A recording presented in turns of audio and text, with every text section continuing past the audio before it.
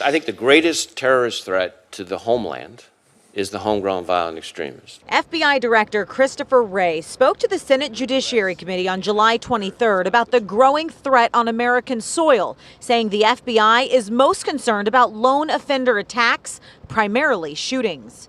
Stuart Kaplan is a former FBI agent. Post 9/11, our focus and our attention was overseas, and we were so concerned about who was going to come into our country and attack us next. And it's seemingly ironic how the pendulum has turned, and now we are more concerned about one of us turning against our own. Kaplan says detection is the biggest issue for law enforcement. He says the FBI is always monitoring websites and social media postings, but these lone gunmen can make it more difficult to detect. They don't interact and socialize in mainstream society, and so most of them, ironically, don't have any criminal records.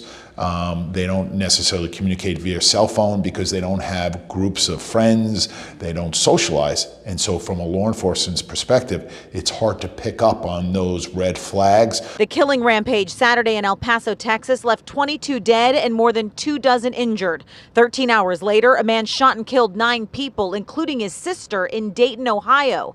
And almost a week before those massacres, a gunman killed 3 people at a garlic festival in Gilroy, California. But we're now learning that the El Paso shooter and at least 2 other recent mass shooters made postings on the online forum 8chan before the shootings. All of this racial things that are being said and the anti-Semitic things that are being said and the white supremacist type of scenarios, that may be enough to trigger someone. And so they're kind of like in a dormant stage. They get onto this chat room and now it's like lighting a fuse.